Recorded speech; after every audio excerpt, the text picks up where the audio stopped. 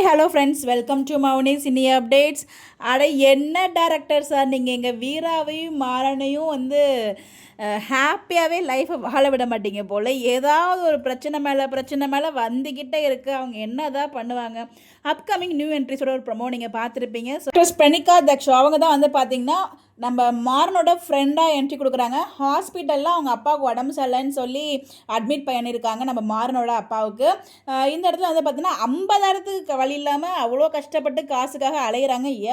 நீங்கள் எல்லோரும் கழுத்துலையும் கால்லையும் போட்டிருக்கீங்களே, அதெல்லாம் எடுத்து அடகு வச்சா கூட ஒரு அமௌண்ட் வருமையா, இருந்தாலும் ஒரு நியாயம் வேண்டாமா அப்படின்னு சொல்லி என்னோட மனக்குமுறல் புரியுது. பட் அந்த 50,000 கொடுக்கறதுக்காக ஒரு கேர்ள் ஃப்ரெண்டை கொண்டு வந்து அவங்க வீராக்கும் மாறனோட ஒரு பிரச்சனை கிரியேட் பண்ணணும்னு நினைக்கிறீங்களே டேரக்டர் சார், இது எந்த விதத்தில் சார் நியாயம்? நீங்களே சொல்லுங்களேன், இது நியாயமா அப்படின்னு சொல்லிட்டு. அப்படின்ற மாதிரி தான் வந்து எல்லாரோட ஃபீலிங்ஸுமே இருக்குது. ஸோ இது வரைக்கும் வந்து பார்த்தீங்கன்னா அவங்க அக்கா அங்கே இருந்து, ஸோ அது வரைக்கும் அவங்க வந்து சொல்லக்கூடாது அப்படிங்கிற மாதிரி அவங்க லவ் ட்ராக்கே இல்லாமல் இருந்துச்சு.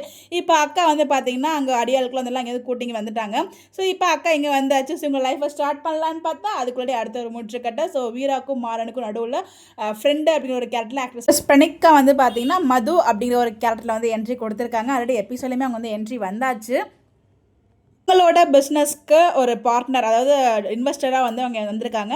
இது வரைக்கும் கல்யாணத்துக்கு அவங்களுக்கு ஐடியா இல்லையா, இனிமேல் வந்து உங்களுக்கு கல்யாணம் பண்ணுறதுக்கு ஐடியா இருக்கா? என்னென்ன பண்ணுறீங்க டேரக்டர்? இவ்வளோ நாள் நீங்கள் விஜயை வச்சு எங்களை டார்ச்சர் பண்ணீங்க. ஸோ விஜய்க்கு தான் ஃபுல் இம்பார்ட்டன்ஸ் கொடுத்தீங்க.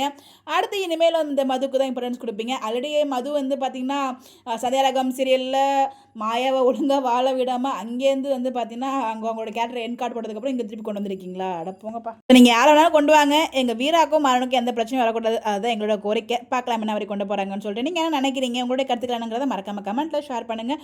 இந்த மாதிரி அப்டேட் தெரிஞ்சுக்க நம்மளோட சேனலை ஃபாலோ பண்ணிக்கோங்க. Bye bye.